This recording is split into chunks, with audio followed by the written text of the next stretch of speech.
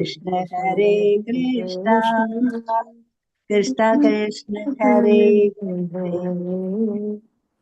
Hare Hare Rama Rama Rama Hare Hare Hare Krishna Krishna Krishna Hare Hare Hare Rama Rama Rama Hare Hare Hare Krishna Krishna Krishna Hare Hare Hare Rama Rama Rama Hare Hare Hare Krishna Mataji Hare Krishna Tadi Mataji Hare Krishna Ella Mataji பிரணதி ஆரம்பிச்சிருவோமா Mataji? Hare Krishna. Offer பண்ணி பரம்பரைக்கு பகவானுக்கு ஆச்சாரியர்களுக்கு நல்லபடியா மங்களாச்சரண் offer பண்ணி கொடுங்க. ஹரே கிருஷ்ணா. ஹரே கிருஷ்ணா மாதாஜி. ஹரே கிருஷ்ணா. ஓம் நமோ பகவதே வாசுதேவாய. ஓம் நமோ பகவதே வாசுதேவாய. ஓம் நமோ பகவதே வாசுதேவாய. ஓம் அஞ்ஞானதிமிராந்தஸ்ய ஞானாஞ்சனசலாகயா சச்சோர்வுன்மீலிதம் येन तस्मै श्रीगुरवे नमः. श्रीचैतन्यमनोभीष्टं स्थापितं येन भूतले स्वयं रूप कदा मह्यं ददाति स्वपदान्तिकं. वन्देऽहं श्रीगुरो श्रीयुतपदकमलं श्रीगुरून् वैष्णवांश्च श्रीरूपं साग्रजातं सगगण रघुनाथान्वितं तं सजीवं साद्वैतं सावधूतं परिजनसहितं कृष्ण चैतन्य देवं श्रीराधा कृष्णपादान् सखगण ललिता श्री विशाखान्वितांश्च.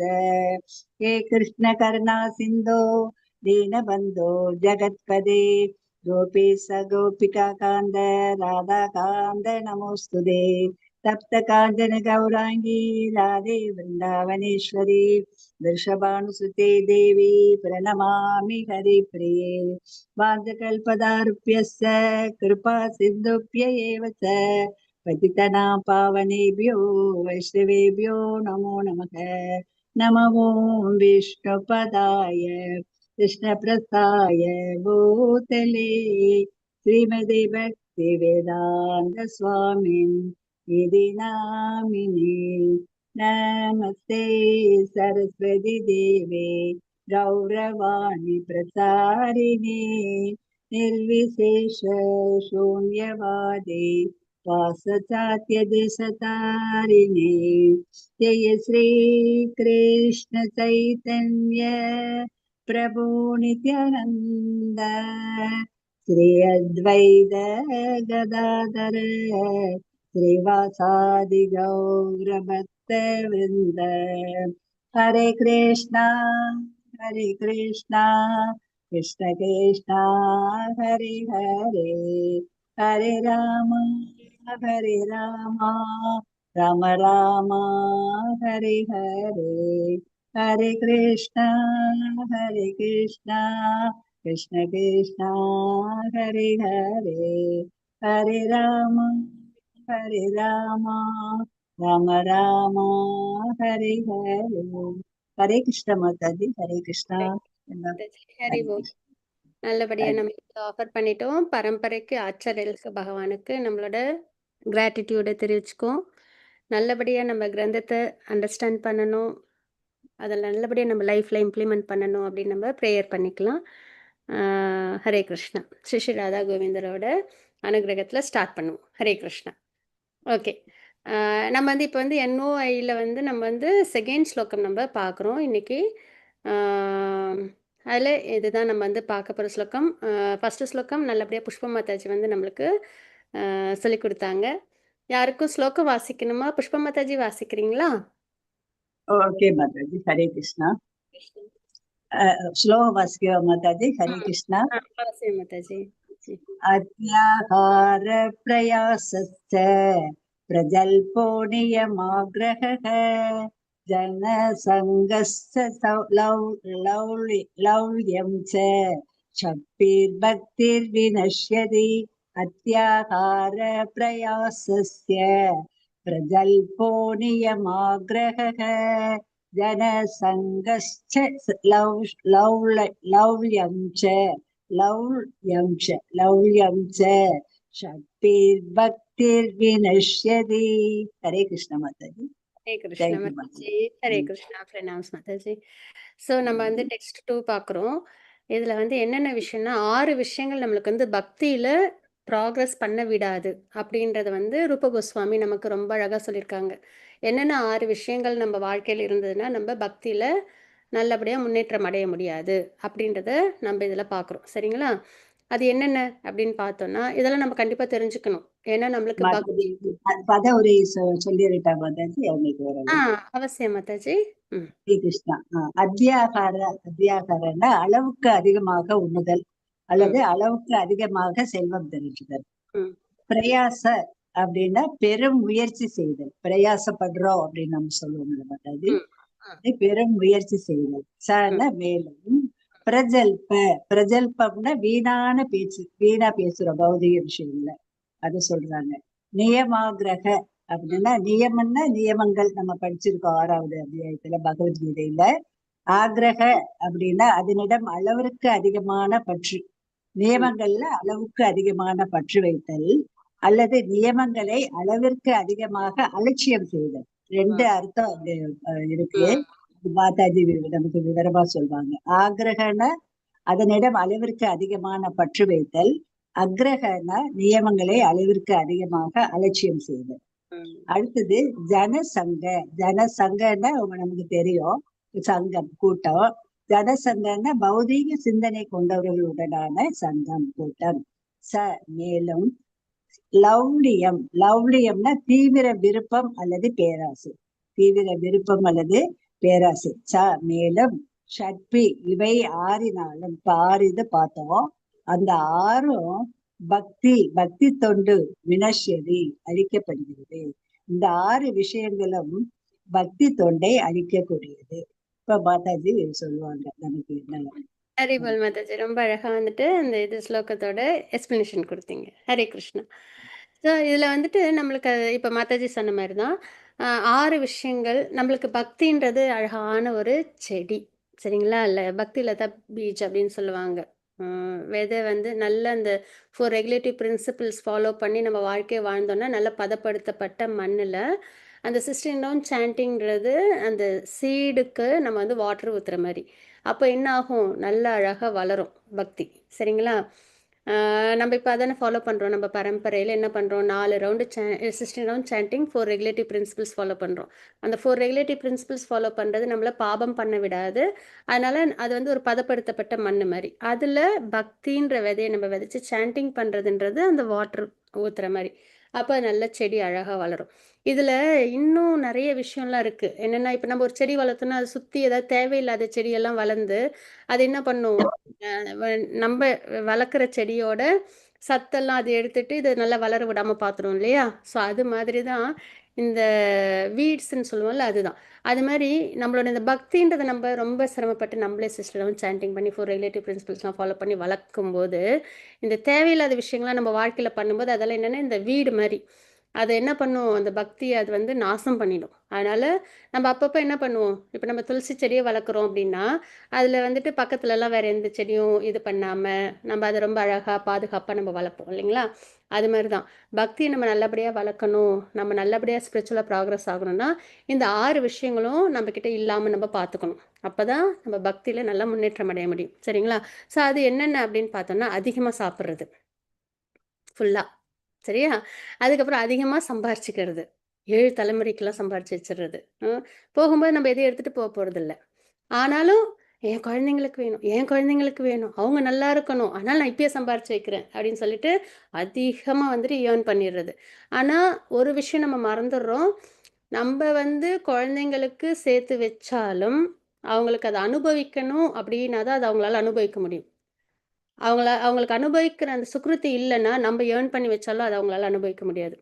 அதே மாதிரி நம்ம ஏர்ன் பண்ணி வைக்கலனாலும் அவங்களுக்கு நிறைய வெல்த் அனுபவிக்கணும் அப்படின்ற சுக்ருத்தி இருந்ததுன்னா அவங்களே அதை ஏர்ன் பண்ணிடுவாங்க. நம்ம பண்ணி வைக்கணும்னு கிடையாது. அதனால நம்ம என்ன பண்ணணும்? நம்ம வந்து நல்லபடியா கிருஷ்ணா கான்ஷியஸ்னஸ் நம்ம குழந்தைங்களுக்கு குடுக்கணும். நம்மள சுத்தி உள்ளவங்களுக்கு குடுக்கணும். அவ்வளோதான். ஆனா இது தெரியாம என்ன பண்ணிடுவாங்க அப்டின்னா, 7 தலைமுறைக்கு, 8 தலைமுறைக்கு, 10 தலைமுறைக்கு நான் வந்து எல்லாத்தையும் ஏர்ன் பண்ணி வைக்கிறேன். ஏன்னா அவங்களுக்கெல்லாம் சம்பாதிக்க தெரியாது. அவங்களுக்கெல்லாம் ஒண்ணுமே தெரியாதுன்ற மாரி நம்மளே எல்லாத்தையும் பண்றது. அது வந்து என்னன்னா அதிகமான தேவைகள வந்து பூர்த்தி பண்ணிக்கிறது. சரிங்களா? அதுக்காகவே வாழ்க்கைய வாழ்வாங்க. சாப்பிட நேரம் இருக்காது, தூங்க நேரம் இருக்காது. அப்படி அவங்க வாழ்க்கைய வந்து கொண்டு போயிடுவாங்க. ஸோ அந்த மாரி அதிகமா நிதி திரட்டுறது, அதிகமா சாப்பிடுறது. சாப்பிடுறது பத்தி மட்டும் பகவத்கீதையில நான் 3 இடத்துல 4 இடத்துல பகவான் சொல்லியிருக்காங்க. அதுல 6வது அத்தியாயத்துல அளவா சாப்பிடணும்னு சொல்லியிருக்காங்க. லாஸ்ட் டைம் புஷ்பம் மாதாஜி வந்து ஃபர்ஸ்ட் ஸ்லோகம் சொல்லும்போது சொன்னாங்க. "அரை வயிறு சாப்பாடு, 1/4 வயிறு தண்ணி, 1/4 வயிறு காற்று. அப்படிதான் நம்ம சாப்பிடணும்." அப்படின்றதையும் நம்ம வந்து தெரிஞ்சுக்கிட்டோம் இல்லையா? அப்படிதான் பகவான் நமக்கு ரெக்கமெண்ட் பண்றாங்க. சாப்பாடுன்றது இந்த இந்த அளவுல சாப்பிட்டா தான், அது வந்து டைஜஷனுக்கு நல்லபடியா இருக்கும். அதுக்கப்புறம் நமக்கு ஆரோக்கியத்தையும் குடுக்கும். அதுவும் சாத்விக உணவா எடுக்கணும், பிரசாதம் ஆஃபர் பண்ணி எடுக்கணும். அதுவும் வெஜிடேரியன் ஃபுட்டா இருக்கணும். இவ்வளவும் நம்ம பகவத்கீதையில லேர்ன் பண்றோம். ஸோ அது மாரி ஆனா என்ன இதெல்லாம் தெரிஞ்சுக்காம என்ன பண்ணிடுவாங்க அப்படின்னா, அதிகமா சாப்பிடுறது, அதிகமா நிதி திரட்டுறது, அதுக்கப்புறம் வந்துட்டு சாதாரணமா இந்த ஜட உலக விஷயங்களே ரொம்ப பிரயத்தனம் பண்றது. சரிங்களா? நல்ல பேர் வாங்கணும், நல்ல புகழ் வாங்கணும், நம்மள நல்லா நிரூபிச்சுக்கணும். அந்த மாரிலாம் நெனச்சு நெறைய அவங்கள வந்து அ ஜட உலக விஷயங்கள்ல ரொம்ப தீவிரமா என்கேஜ் பண்ணிப்பாங்க. நல்ல பேர்ல நல்லா சம்பாரிக்கணும் அப்படின்னு. அந்த மாரி விஷயமும் பக்தியில நம்மள நல்லபடியா ப்ராக்ரஸ் பண்ண விடாது. அதுக்கப்புறம் சாதாரண விஷயங்கள பற்றி தேவையில்லாமல் பேசுவது. இந்த தேவையில்லாத பேசுறது அப்படின்றது ரொம்ப வந்துட்டு நம்ம வந்து கம்மி பண்ணணும். அது பத்தி அழகா ரூப கோஸ்வாமி அழகா சொல்லியிருப்பாங்க. ஒரு ஃப்ராகோட கம்பேர் பண்ணுவாங்க. அந்த அனாலஜி ரொம்ப நல்லாருக்கும். சரிங்களா? நம்ம அப்படி பார்ப்போம். பேசுறது எப்படின்றது. பகவத்கீதையிலயும் பகவான் வந்து எப்படி சொல்லியிருக்காங்க? 17வது அத்தியாயத்தில வாக்கு அப்படின்றது எப்படி இருக்கணும் அப்படின்னு அழகா சொல்லியிருக்காங்க இல்லையா? யாருக்கும் சிரமம் குடுக்காததா இருக்கணும், வேதத்த உச்சரிக்கிறதா இருக்கணும், பகவான் நாமத்த ஜபிக்கிறதா இருக்கணும், பகவான குளோரிஃபை பண்றதா இருக்கணும். இல்லைங்களா? அப்படிதானே நம்ம பார்க்குறோம். உண்மையா இருக்கணும். யாருக்கும் வந்துட்டு துன்பம் தரக்கூடிய வகையில நம்ம பேச்சு இருக்கக்கூடாது. சரிங்களா? ஆனா வந்து இந்த ஜட உலக விஷயங்கள்லாம் பார்த்தோம் அப்படின்னா, அ தேவையில்லாத நெறைய பேச்சு. அதுக்கே வந்துட்டு ஒரு ஸ்டோரி கூட உண்டு. என்ன அப்படின்னு பார்த்தோம்னா, ம் ஸ்டோரின்னு சொல்ல முடியாது. ஆனா ஒரு விஷயமே உண்டு. என்னன்னா, நம்ம இப்ப யாராவது ஒருத்தவங்க வந்து பாவம் பண்ணிட்டாங்கன்னு வச்சுக்கோங்களேன், அவங்கள அவங்கள பத்தி நம்ம நெறைய, "ஓ! இந்த மாரி பண்ணிட்டாங்க. இப்படி வாழ்க்கையில வந்து அவங்க இவ்ளோ நல்ல நெறைய பாவம்லாம் பண்ணிட்டாங்க." அப்படின்னு நம்ம சொல்லும்போதே, அவங்க பாபத்துல நம்மளும் பங்கெடுத்துக்குவோம். இன்னும் சொல்லப்போனா அவங்களோட பாபம் வந்து குறைஞ்சிரும் அப்போ. அதுதான் வந்துட்டு இது. சரிங்களா? இதுக்கு ஒரு ஸ்டோரி என்ன சொல்லுவாங்கன்னா, ஆ ஒரு கிங் வந்துட்டு நெறைய பேருக்கு வந்து அன்னைக்கு அன்னதானம் ஏற்பாடு பண்ணியிருப்பாங்க. அப்போ வந்துட்டு மேல வந்து ஒரு கருடன் வந்து பாம்ப எடுத்துட்டு போயிட்டே இருப்பாங்க. அந்த பாம்பு வாயிலேருந்து பாய்சன் வந்துட்டு அந்த ஃபுட்டுல விழுந்துரும். அதுக்கப்புறம் அது யாருக்குமே தெரியாது. அப்போ அத வந்து எல்லாரும் சாப்பிட்டு கொஞ்சம் பேர் அதுல வந்து இறந்து போயிடுவாங்க. சரியா? இது வந்து ஒரு விஷயமா நடந்திருக்கும் அங்க. இதுல யார் மேலயாவது தப்பா இருக்கான்னா கிடையாது. கிங் வந்து எல்லாருக்கும் சாப்பாடு போடணுன்றது அவங்களோட ஆசை. சரி, அது வந்து நல்ல விஷயம் தான். கருடன் பாம்பு எடுத்துட்டு போனது ஏதாவது தப்பான்னா, அதுவும் தப்பு இல்ல. அதோட உணவ அது எடுத்துட்டு போகுது. பாம்பு விஷத்த வந்துட்டு ஃபுட்டுல போடணும்னு நெனச்சு அது வந்து கீழ துப்புச்சு. அது வலி வேதனையில அது விஷத்த கக்கிடுச்சு. அது கரெக்ட்டா வந்து ஃபுட்டுல விழுந்துருச்சு. சரிங்களா? சாப்பிட்டவங்களுக்கு அவங்களே இறந்து போயிட்டாங்க. இப்ப இந்த பாபத்த யார் தலையில போடலாம்? அப்படின்னு வந்துட்டு ஏன்னா நெறைய பேர் இறந்து போயிட்டாங்களே! இல்லையா? அப்படின்னு வந்து சித்திரகுப்தர் வந்து பார்த்துக்கிட்டே இருந்தாராம். அப்ப அவங்க அந்த மாரி யோசிச்சுட்டு இருந்தப்ப, அங்க வந்து ஒருத்தவங்க இருந்தாங்களாம். அவங்க கிட்ட வந்து, "இந்த அரசரோட வீடு எந்த பக்கங்க அது அரண்மனை எந்த பக்கங்க போணும்? அரண்மனைக்கு போகணும்." அப்படின்னு சொல்லி கேட்கும்போது, அங்க ஒருத்தவங்க சொல்லுவாங்களாம், "ஓ! இந்த அன்னதானம் பண்றேன்னு சொல்லிட்டு நெறைய பேர சாகடிச்சாங்களா, அந்த அரசர பத்தி கேட்குறீங்களா? அந்த அரண்மனைக்கு வந்து நீங்க இந்த பக்கம் போனா, அந்த பக்கம் அப்படி வந்துரும்." அப்படின்னு சொல்லி சொன்னாங்களாம். உடனே சித்திரகுப்தர் பார்த்தாங்களாம், "ஆஹா! இவங்க மேல தான் நம்ம வந்துட்டு அந்த பாவத்த எழுதணும்." அப்படின்னு. ஏன்னா, தேவையில்லாத பேச்சு தானே அது. அரண்மனை எங்க இருக்கு அப்டின்னா, "இதோ இந்த பக்கம் போனீங்கன்னா, அந்த பக்கம் வந்துரும்" அப்டின்னு சொன்னா முடிஞ்சு போயிடுச்சு. ஆனா, தேவையில்லாம எக்ஸ்ட்ராவா இது அன்னதானம் போடுறேன் அப்டின்னு சொல்லிட்டு, நெறைய பேரு வந்து அவங்க வந்து இறக்க வச்சுட்டாங்க. அவங்கள பத்தியா அப்ப அந்த அந்த பாபம் பேசுறதுனால என்ன ஆகுது? இ இவ யாரு அத பத்தி விமர்சனம் பண்றாங்களோ அவங்களுக்கு வருது. இப்ப பார்த்தீங்கன்னா, நெறைய டாக் ஷோல நம்ம பார்க்குறோம். நெறைய டிவிலலாம் பார்க்குறோம். அது பாவம் பண்றவங்களோட அத பத்தி பேசுறவங்களுக்கு அத பத்தி இன்னும் நெறைய என்ன ஆகும்? அந்த பாப கணக்கு வரும். சரிங்களா? அதனால பொதுவா நம்ம என்ன பண்ணணும் அப்டின்னா, நெறைய தேவையில்லாத விஷயங்கள் பேசக்கூடாது. பகவான் பகவத்கீதையில 17வது அத்தியாயத்தில எப்படி சொல்லியிருக்காங்களோ, பேச்சு அப்டின்றது, அந்த அளவுல நம்மளோட பேச்சு இருக்கணும். அதே மாரி ஆன்மீக முன்னேற்றத்திற்காக அல்லாமல், இந்த வேத விதிகளை வந்து பின்பற்றுறது. சிலவங்கலாம் பார்த்தீங்கன்னா, நம்ம இந்த தேவர்கள் வழிபாடுலாம் பார்ப்போம் இல்லையா? எதுக்கு செய்றோம், ஏன் செய்றோம்னு தெரியாது. ஆனா, ரொம்ப தீவிரமா அதெல்லாம் பண்ணிட்டே இருப்பாங்க. சரிங்களா? அதனால அவங்களுக்கு ஏதாவது ரியலைசேஷன் வருதா அப்படின்னா, இல்ல. ஆனா ரூல்ஸ் அண்ட் விரத முறைகள்லாம் ரொம்ப அழகா அப்படியே ஃபாலோ பண்ணுவாங்க. ஆனா, அதனால ஒரு ஸ்பிரிச்சுவல் ரியலைசேஷன் அது வந்து அவங்களுக்கு வருதா அப்படின்னா, நாலேட்ஜ் ஏதாவது கெயின் ஆகுதா அப்படின்னா கிடையாது. நம்ம நெறைய தடவ டிஸ்கஸ் பண்ணியிருக்கோம். முன்னாடிலாம் நம்ம என்ன பண்ணுவோம்னா, கோயிலுக்கு போவோம். ஒரு அர்ச்சனை தட்டு குடுப்போம். அப்படியே நம்ம வந்துட்டு ஒரு 3 தடவ சுத்தி வருவோம் சாமிய. அப்படியே கீழ விழுந்து கும்பிடுவோம். வெளில வந்துருவோம். ஏதாவது ஒரு ரியலைசேஷன் ஏதாவது ஒண்ணு ஏற்பட்டுச்சா? அப்படின்னா இல்ல. ஆனா, இப்போ இப்ப இஸ்கான்ல நம்ம இருக்கோம். நம்ம வந்துட்டு காலையில மங்கள ஆரத்தி பார்க்குறோம். துளசி ஆரத்தி அதெல்லாம் வந்து நம்மளோட பாவங்கள போக்குது. துளசி ஆரத்திலாம் பிரம்மஹத்தி தோஷம் இருந்தா கூட அதெல்லாம் போக்குது. அப்படின்னு தெரிஞ்சு நம்ம பண்றோம். கரெக்ட்டா? அதுக்கப்புறம் வந்துட்டு நரசிம்ம ஆரத்தி பண்றோம். நம்மளோட பக்தி பாதுகாப்பா இருக்கணும்னு. அதுக்கப்புறம் நம்ம சாண்டிங் பண்றோம். கலியுக தர்மமான சாண்டிங் நம்ம அவசியம் பண்ணணும் அப்டின்ட்டு. அதுக்கப்புறம் நம்ம வந்து கீர்த்தன், பஜன் அதெல்லாம் நம்ப சென்சஸ் என்கேஜ் பண்றோம். அதுக்கப்புறம் பாகவதம் கேட்குறோம், பகவத்கீதை கேட்குறோம். அதனால நம்மளுக்கு என்ன ஆகுது? நாலேட்ஜ் கெயின் ஆகுது. நான் சரீரமல்ல ஆத்மா, நான் பகவானோட பக்தன் அப்டின்றது நம்மளுக்கு தெரிய வருது. இல்லையா? இப்போ நம்ம ஒரு 4 ஹவர்ஸ் நம்ம வந்துட்டு காலையில இஸ்கான்ல நம்ம வந்துட்டு என்ன பண்ணுவோம்? பக்தியில ஈடுபடுறோம்.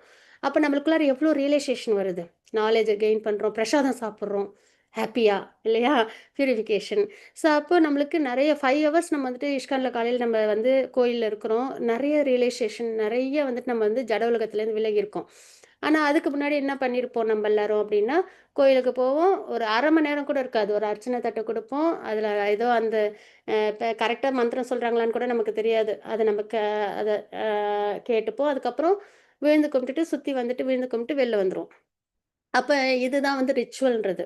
ஆனா, இங்க நம்ப இஸ்கான்ல பண்றதுன்றது டிவோஷனல் சர்வீஸ். அதுல ரியலைசேஷன் இருக்கு நமக்கு.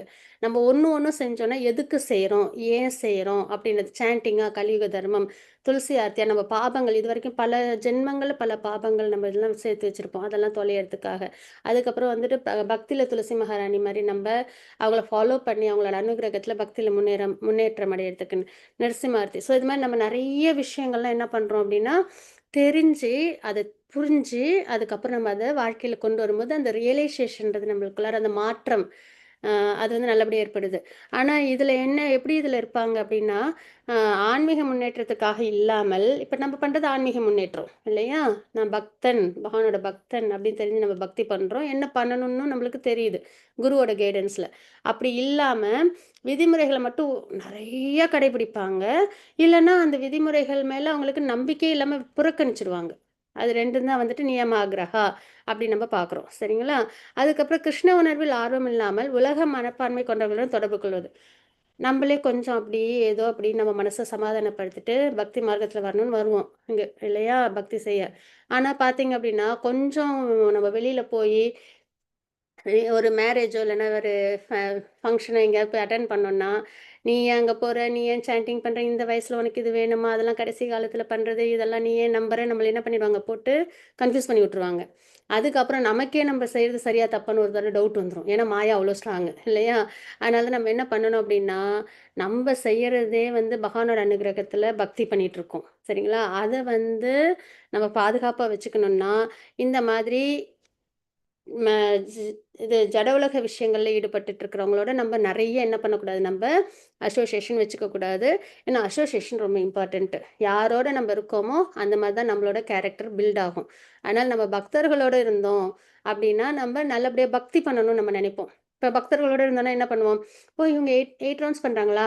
நான் இப்ப 4 தானே பண்றேன். நானும் 8 பண்ணணும். அப்ப இவங்க வந்துட்டு ஏகாதசி ஃபாஸ்டிங் இருக்காங்களா? அப்ப நானும் பண்ணணும்." அப்ப இவங்க வந்துட்டு போட்டி மனப்பான்மையில இல்ல, பக்தியில நம்மள முன்னேத்திக்கிறதுக்காக. இல்லையா? அதே மாதிரி வந்துட்டு, "ஓ! இவங்க பகவத்கீதை வந்துட்டு இவ்வளோ அழகா ஸ்லோகம்லாம் வாசிக்கிறாங்களா, நானும் வாசிக்கணும்."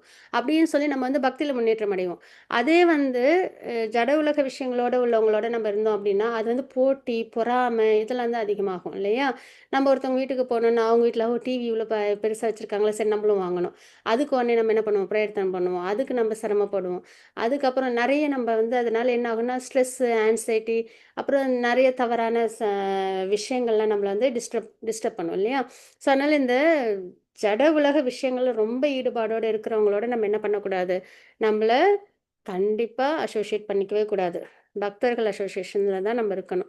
சாதாரண சாதனைகளில் பேராசை கொள்வது அப்படின்றத நம்ம பார்க்குறோம். ஜட உலக விஷயங்களில் ரொம்ப பேராசையோடு ஈடுபடுறது, நிறைய பொருள், நிறைய பேரு புகழ், இந்த மாதிரி விஷயங்கள்ல ரொம்ப ஈடுபடக்கூடாது அப்படின்றதான் இந்த ஸ்லோகத்துல நம்ம பார்க்குறோம். ஸோ இந்த 6 விஷயங்களும் நம்ம வாழ்க்கையில இருந்தது அப்படின்னா அது நம்மள பக்தி பாதையில ரொம்ப சிரமப்படுத்தும். சரிங்களா? இதெல்லாம் அந்த களைகள் மாதிரி, தேவையில்லாத வீட்ஸ் மாதிரி. அதனால இதெல்லாம் நம்ம கிட்ட வராம நம்மள என்ன பண்ணணும், நல்லபடியா பக்தியில முன்னேற்றம் அடைய வைக்கணும் அப்படின்றதான். சரிங்களா? ஸோ அந்த வகையில நம்ம வந்து நெக்டர் ஆஃப் இன்ஸ்ட்ரக்ஷன்ஸ்ல என்னென்னலாம் பார்க்குறோம்னா, வைதி சாதனா பக்தி. சாதனா பக்தி அப்படின்னா என்னன்னா, இப்போ கோபிஸ், கோபாஸ்லாம் பார்த்தீங்கன்னா, அவங்களுக்கெல்லாம் கிருஷ்ணா தான். அவங்க ஒன்றும் தனியா வந்து அவங்க வந்து பிரயத்தனமே பண்ண வேணாம் பக்தியில. அவங்க டாப் மோஸ்ட் டிவோட்டி இல்லையா? ரா அப்ப அவங்க அந்த மாதிரி நம்ம வந்து இல்ல. அப்ப நம்ம என்ன பண்ணணும்? பிராக்டிஸ் பண்ணணும். சில பிள்ளைங்கலாம் எடுத்த அப்படியே ஒரு தடவ படிப்பாங்க. அப்படியே மெமரியில வந்துரும். அப்படியே எக்ஸாம் எழுதுவாங்க. 100க்கு 100 வாங்கிடுவாங்க. சில பிள்ளைங்கலாம் என்ன பண்ணுவாங்கன்னா, 60, 70 மார்க் தான் வாங்குவாங்க. அவங்க என்ன பண்ணுவாங்க? நல்லா பிராக்டிஸ் பண்ணுவாங்க. நல்லா உட்காந்து படிச்சு, எழுதி பார்த்து, மெமரைஸ் பண்ணி, புரிஞ்சு, அதுக்கப்புறம் அவங்க என்ன பண்ணுவாங்க? ஒரு 90, 95 மார்க் வாங்குவாங்க இல்லையா? அப்ப அது என்னன்னா, அந்த பிராக்டிஸ், சாதனா. அது மாரி நம்ப வந்துட்டு சாதனா பக்தி அதுதான் நம்ம வந்து பண்றோம். அது யாரோட கைடன்ஸ்ல என்ன பண்ணணும், என்ன சாதனா பண்ணணுன்றது நம்மளுக்கு பரம்பரையில குரு மூலியமா நம்ம தெரிஞ்சுக்கிறோம். 16 round sanding for regulative principles, அதுக்கப்புறம் இந்த ஏகாதசி ஃபாஸ்டிங் இருக்கிறது, அசோசியேஷன், இந்த மாரியெல்லாம் நம்ம கொண்டு வந்து என்ன பண்ண முயற்சி பண்றோம்? பகவான பக்தி பண்றதுக்கு நம்மலாம் முயற்சி பண்ணிட்டு இருக்கோம். சரிங்களா? அது வந்து சாதனா பக்தி, வைத்தி சாதனா பக்தின்னுவாங்க. ராகானுக சாதனா பக்தி அப்படின்றது என்னன்னா, இப்போ வந்து 5 ரசம் பார்க்குறோம் இல்லையா? அ அதாவது வந்துட்டு சாந்த ரசம், தாஸ்ய ரசம், சாக்கிய ரசம், வாத்சல்ய ரசம், மாதுரிய ரசம் அப்படின்னு. இதுலலாம் நம்ம ஒரு ஒரு டிவோட்டிய நம்ம வந்துட்டு எக்ஸாம்பிளாவும் நம்ம பார்ப்போம். சாந்த ரசம் அப்படின்னு பார்த்தா, சுகதேவ் கோஸ்வாமி, 4 குமாரர்கள் அவங்கலாம் சாந்த ரசம். தாஸ்ய ரசத்துக்கு ஹனுமான் நம்ம பார்க்குறோம். அதே மாரி சாக்கிய ரசத்துக்கு கோபாஸ், அர்ஜுனன், சுதாமா அவங்களெல்லாம் பார்க்குறோம். அதே மாரி வாத்சல்ய ரசத்துக்கு யசோதம்மா, நந்த மகாராஜர், தேவகி அம்மா, வசுதேவர்லாம் பார்க்குறோம். அதே மாரி மாதுரிய ரசத்துக்கு கோபீஸ், ராதாராணி அம்மா அவங்களெல்லாம் பார்க்குறோம். இல்லையா? ஸோ இந்த மாதிரியான ராகாத்மிகா பக்தியில இருக்கிறவங்கள ஃபாலோ பண்றது ராகானுக சாதனா பக்தி அப்படின்றது. சிலவங்களுக்கு பகவான வந்து குழந்தைய பாவிக்க நம்ம எல்லாருக்குமே பகவானோட ஒரு நித்திய சம்பந்தம் உண்டு.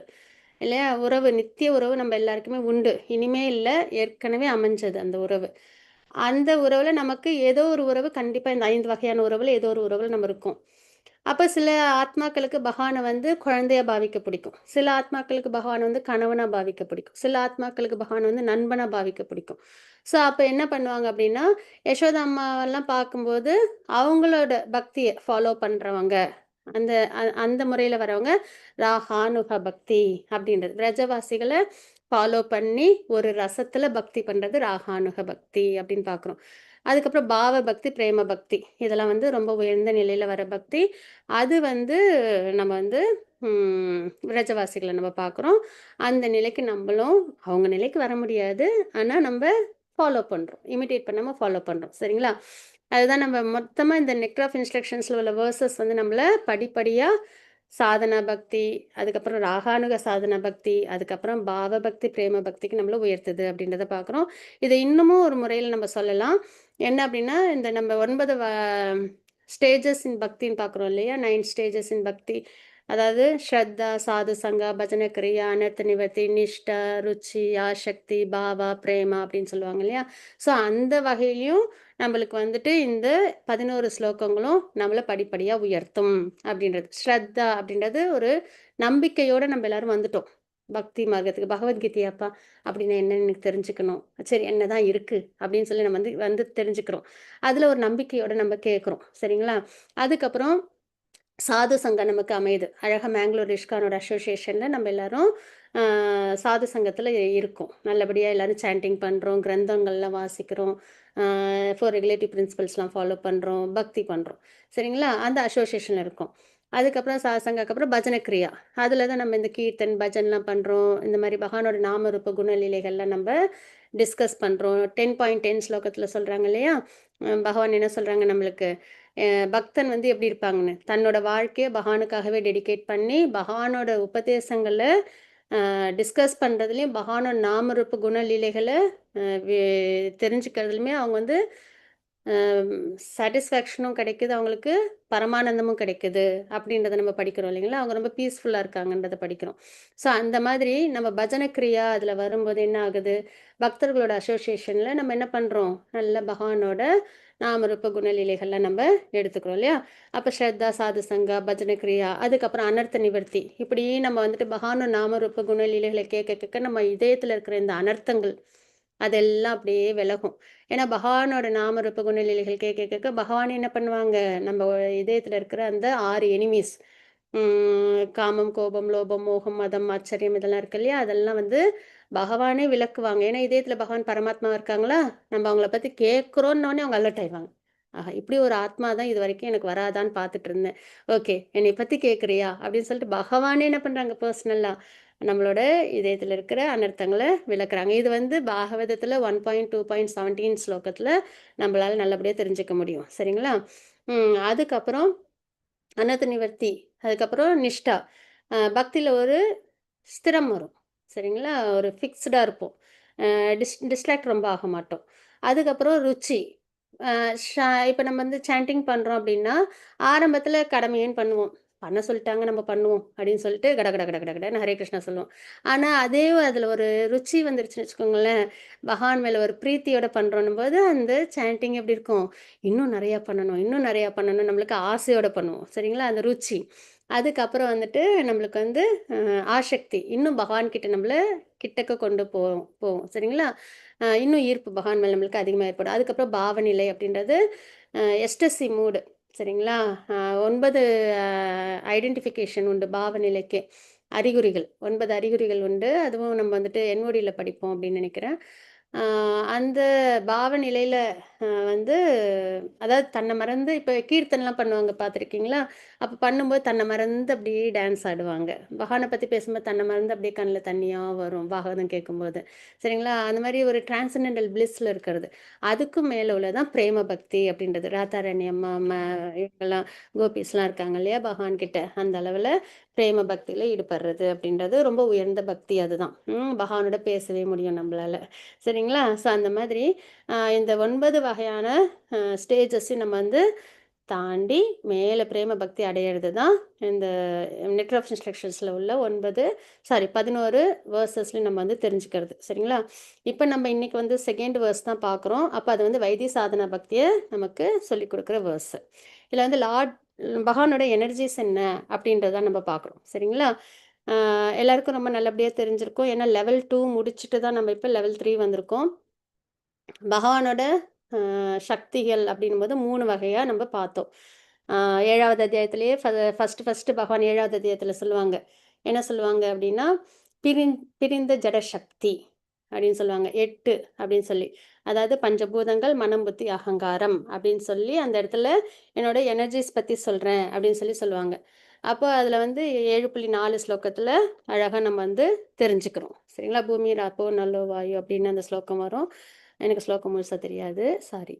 அதுக்கப்புறம் அதை விட ரொம்ப உயர்ந்த சக்தி என்ன அப்படின்றத அடுத்த ஸ்லோகத்தில் சொல்லியிருப்பாங்க 7.5ல. என்ன அப்படின்னா தத்தாஸ்த சக்தி, அதாவது ஜீவாத்மாக்கள் நம்பலாம். சரிங்களா? அதுக்கப்புறம் பகவானோட அந்தரங்க சக்தி வந்து பகவானோட இன்டர்னல் எனர்ஜி, அதாவது ஆன்மீக சக்தி அப்படின்னு சொல்லுவோம். சரிங்களா? அதுக்கப்புறம் தத்தஸ்த சக்தி அப்படின்றது நம்ம ஆத்மாக்கள். பகிரங்க சக்தின்றது எக்ஸ்டர்னல் எனர்ஜின்னு சொல்லுவோம், மாயா சக்தி. சரிங்களா? 3 சக்தி. பகவான் வந்து சோர்ஸ் ஆஃப் எனர்ஜி. சரிங்களா? எனர்ஜி அவங்ககிட்ட தான் பூர்ணமா இருக்கு. அப்சல்யூட்டா இருக்கு. அவங்களோட எனர்ஜிஸ் வந்துட்டு 3 வகையா பிரியுது. ஒண்ணு வந்து அந்தரங்க சக்தி. பகவானோட ஆன்மீக இயற்கையில இந்த அந்தரங்க சக்தியில வந்துரும். இப்ப நம்ம கிட்ட வந்து சோல் இருக்கா? சோல் வந்து ஆன்மீக இயற்கை. பகவானோட அ ஆன்மீக லோகம் எல்லாம் இந்த அந்தரங்க சக்தியில வந்துரும். ராதாராணி அம்மா தான் இதுக்கு ஹெட். சரிங்களா? அதுக்கப்புறம் ததாஸ்த சக்தி அப்படின்றது நம்ம ஆத்மாக்கள். நம்ம கிட்ட 2மே இருக்கும். அந்த பகவானோட அந்தரங்க சக்தியின் அடையாளமா நம்ம சோல். இந்த சரீரம் இருக்கு இல்லையா? இந்த சூக்ஷ்ம சரீரம், ஸ்தூல சரீரம். இது 2ம் வந்து இந்த ஜட சக்தியோட அம்சமா இருக்கும். சரிங்களா? நம்மகிட்ட 2 சக்தியும் கலந்திருக்கு. பகிரங்க சக்தின்றது இந்த மாயா சக்தி, ஜட சக்தி. நம்மலாம் இருக்கோம் இல்லையா? இந்த உலகம் வந்து பகவானோட பகிரங்க சக்தியினால இயங்கிட்டு இருக்கு. சரிங்களா? ஸோ இதுதான். அதனால நம்மகிட்ட 2மே இருக்கு. அந்தரங்க சக்தி இருக்கு, பகிரங்க சக்தியும் இருக்கு நம்மகிட்ட இப்ப. லிவிங் என்டிட்டி கண்டிஷன் சோல் கிட்ட. அதனால தான் நம்ம என்ன பண்றோம்னா, ஒரு சமயம் ஜட உலக விஷயங்களையும் என்ஜாய் பண்ணிடுறோம். ஒரு சமயம் ஆத்மா பக்திய தேடுது இல்லையா? அதனால பக்தியிலயும் நம்ம ச என்கேஜ் பண்ணிக்கிறோம். 2மே கலந்திருக்கு. ஆனா நம்ம என்ன பண்ணணும்னா, இந்த பகிரங்க சக்தியிலேருந்து விலகி, அந்தரங்க சக்தியில ஆத்ம நிலைக்கு வந்து நம்ம பக்தியில நம்ம உயரணும். அதுதான் நம்ம செய்ய வேண்டிய விஷயம். சரிங்களா? அப்ப மனித வாழ்வானது எளிய வாழ்க்கைக்கும், உயர்ந்த சிந்தனைக்கும் உரியதாகும். அப்படின்றத நம்ம பார்க்குறோம். சரிங்களா? ரொம்ப இம்பார்ட்டன்ட் மெசேஜ். இடையில ஒரு ஹரே கிருஷ்ண மாதாஜி, இடையில தடாசக்தின்னு சொன்னீங்களா மாதாஜி? ம். ம். அது ததாஸ்த அது சக்தி. என்ன மாதாஜி? ததாஸ்த சக்தி மாதாஜி, பாக்கியலட்சுமி மாதாஜி. அல்லது தடாசக்தியா? இல்ல. அல்லது இல்ல. ஒரே வேர்டு தான். ததாஸ்த சக்தி. தேங்க்யூ மாதாஜி. அது எது மாதாஜி? இங்கிலீஷ்ல வந்து மார்ஜினல் எனர்ஜின்னு சொல்லுவாங்க. ஆமா மாதாஜி, ஆமா மாதாஜி. ஹரே ஹரே கிருஷ்ணா. கிருஷ்ணா, ஆமா மாதாஜி. பிரணாம்ஸ் பாக்கியலட்சுமி மாதாஜி. ஹரி போல். சரியா? ஸோ இதுதான் நம்ம வந்து 3 எனர்ஜிய நம்ம பார்க்குறோம். இங்க வந்து மனித வாழ்க்கை எளிய வாழ்க்கைக்கும் சாரி மனித மனித வாழ்வானது எளிய வாழ்க்கைக்கும், உயர்ந்த சிந்தனைக்கும் உரியதாகும். பிரபுபாத் ரொம்ப அழகா நமக்கு சொல்லிக் குடுப்பாங்க. அ இந்த ஸ்லோகத்துல வர விஷயங்கள் நம்ம லேர்ன் பண்ணோம்னா, ரொம்ப ஆடம்பரமான விஷயத்தெல்லாம் நம்ம வந்துட்டு எ வேணான்னு சொல்லிடுவோம். சரியா? ரொம்ப சிம்பிளான லைஃபு, ஹை திங்கிங். அதான் நமக்கு வேணும். சிம்பிளான என்ன இருக்கோ அத வச்சு ஹேப்பியா இருக்கிறது. அதே மாரி நல்லா ஹை திங்கிங்னா ஸ்பிரிச்சுவலா பகவான்ட்ட நம்மள எப்படி நம்மள என்கேஜ் பண்ணிக்கலாம். நாம ரூப குணலில் நம்மள எப்படி என்கேஜ் பண்ணிக்கலாம். எப்படி பகவானோட விஷயத்துல லயிச்சிருக்கலாம். சரியா? ஸோ அதான் ஹை திங்கிங்ன்றது ஸ்பிரிச்சுவலா நம்மள எலிவேட் பண்ணிக்கிறது. அதே மாரி இந்த ஜட உலக விஷயங்கள்ல என்ன இருக்கோ அதுல ஹேப்பியா இருக்கிறது. சரிங்களா? அதுதான் பிரபுபாதா நம்மளுக்கு அழகா சொல்லுவாங்க. அ இந்த வேர்ஸ்ல வர பெர்பெட்ல. இது ரொம்ப ஒரு என்னன்னா, இது நம்ம ஆக்சுவலா கோட்டாவே நம்ம வச்சுக்கலாம். மனித வாழ்க்கைன்றது ஏன்னா பொதுவா நம்ம என்ன பண்றோம்னா, ஒரு நிரந்தரமே இல்லாத ஒரு வாழ்க்கை. நல்லா தெரியும் நம்ம எல்லாருக்குமே மரணம் வரும். மரணம் வரும்போது நம்ம எதையுமே எடுத்துட்டு போக மாட்டோம்னு நம்மளுக்கு தெரியும். ஆனாலும் என்ன பண்ணுவோம்னா, இத அடைஞ்சிடணும். இந்த வீட வாங்கிடணும். இத வந்து இந்த ஃபோன் இந்த மாடல் வாங்கிடணும். என்னோட பொண்ணு இத அச்சீவ் பண்ணிடணும். என்னோட பையன் இத அச்சீவ் பண்ணிடணும். இதெல்லாம் என் பிள்ளைங்கள நான் சேர்த்து நெறைய யோசிச்சு, யோசிச்சு நிம்மதி இல்லாம டென்ஷன்ல அப்படியே நம்ம வாழ்க்கைய போட்டு ஏதோ ஒரு பிரச்சனைய போட்டு குழப்பிக்கிட்டே இருப்போம். இல்லையா? அப்படி இருக்கக்கூடாது. அதான் பிரபுபாதா சொல்றாங்க. என்ன சொல்றாங்கன்னா, மனித வாழ்வானது எளிய வாழ்க்கை. என்ன இருக்கோ அதுல ஹேப்பியா இருக்கிறது. சரிங்களா?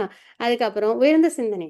பக்தியில நம்மள எப்படி நல்லா உயர்த்திக்கிறது. நம்மள எப்படி லயிச்சுக்கிறது பக்தியில. அததான் நமக்கு அழகா சொல்றாங்க. கட்டுண்ட உயிரினங்கள் அனைத்தும் பகவானின் 3வது சக்தியின் கட்டுப்பாட்டில் இருப்பதால், இவ்வுலகம் ஒருவன் உழைக்க கடமைப்பட்டிருக்கும் வகையில் வடிவமைக்கப்பட்டுள்ளது. அப்படின்றத நம்ம இங்க பார்க்குறோம். சரிங்களா? பெர்பெக்ட்ல அப்படியே நம்ம பார்ப்போம். ம் அதுக்காக நான் வந்து எதுவுமே செய்ய மாட்டேன். இந்த ஜட உலக விஷயங்கள் எனக்கு எதுவுமே வேண்டான்னு சொல்ல முடியாது. ஏன்னா நமக்கு உண்ண உணவு, உடுக்க உடை, இருக்க இடம் வேணும். சாப்பாடு வேணும், துணிமணி வேணும், இருக்கிறதுக்கு இடம் வேணும். அதுக்கு ஏதோ ஒரு செயல் செய்வோம். அத ஆனா எப்படி செய்யணும்னா, லிமிட்டடா செய்யணும். ரொம்ப பேராசைப்பட்டு செய்யக்கூடாது. சரியா? அததான் நம்மளுக்கு வந்து சொல்லிக் குடுக்குறாங்க. கட்டுண்ட உயிரினங்கள் அனைத்தும் பகவானின் 3வது சக்தியின் கட்டுப்பாட்டில் இருப்பதால், இவ்வுலகம் ஒருவன் உழைக்க கடமைப்பட்டிருக்க இருக்கும் வகையில் வடிவமைக்கப்பட்டுள்ளது அப்படின்றத பார்க்குறோம். பரம புருஷோத்தமரான பகவானின் நித்திய தொண்டர்களாகவும், அவருக்கு கீழ்ப்பட்டவர்களாகவும் விளங்கும் ஜீவாத்மாக்கள் பகவானின் அந்தரங்க சக்தியின் அல்லது பகிரங்க சக்தியின் கட்டுப்பாட்டிலேயே இருக்க வேண்டும் அப்படின்றத நம்ம இங்க பார்க்குறோம். நம்ம எல்லாருமே யாரு?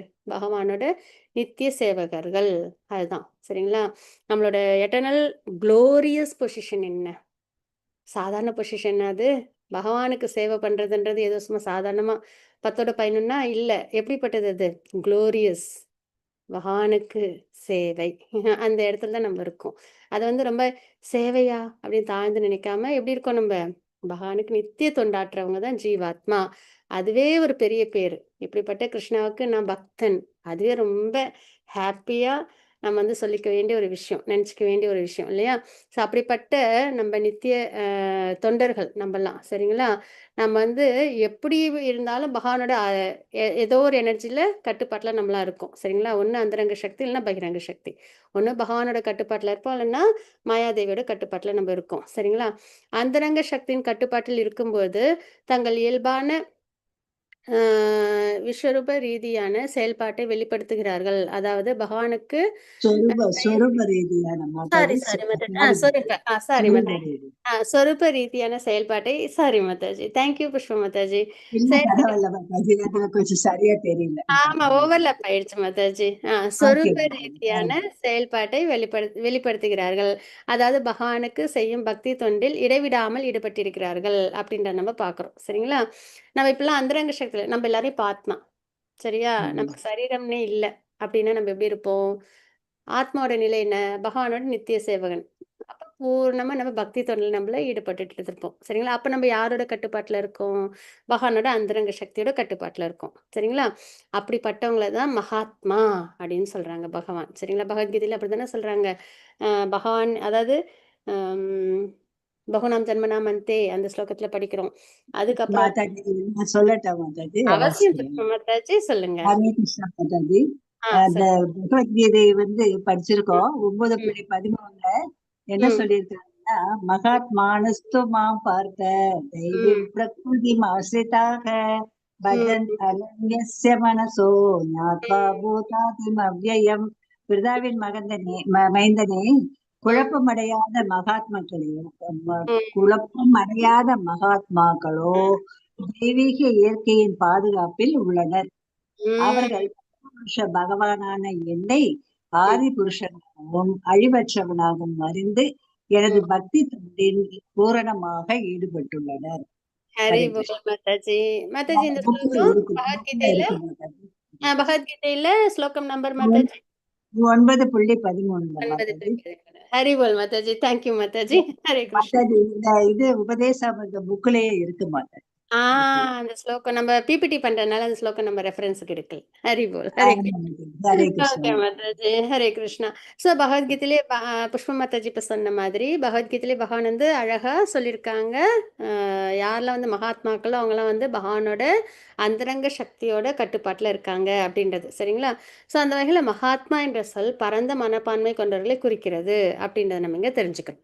சரியா? ஒருவன் பரம இறைவனின் புலன்களை திருப்திப்படுத்தும் பொழுது சரி இப்போ நம்ம வந்து பகவானோட இந்த அந்தரங்க சக்தியில் நம்ம இருக்கோம்னா நம்ம என்ன பண்ணுவோம் அப்போ அப்படின்னா நம்ம வந்து நம்மளோட புலன்களை நம்ம வந்து திருப்தி பண்ணிக்க மாட்டோம். அந்த நேரத்தில் நம்ம என்ன பண்ணுவோம்? பகவானோட புலன்களை திருப்தி பண்ணுவோம். அப்போ என்ன பகவானை திருப்தி பண்ணுறதா நம்மளோட திருப்தி. எப்படி பகவானை திருப்தி பண்ணுறது? அர்ஜுனன் என்ன பண்ணாங்க? போர் பண்ணணும்னு சொன்னாங்க. அவங்களோட சந்தோஷத்துக்காக பண்ணாங்களா? இல்லை, பகவானை திருப்தி பண்ணுறதுக்காக அந்த போர் அவங்க பண்ணுறாங்க அப்படின்றத பார்க்குறோம் இல்லையா?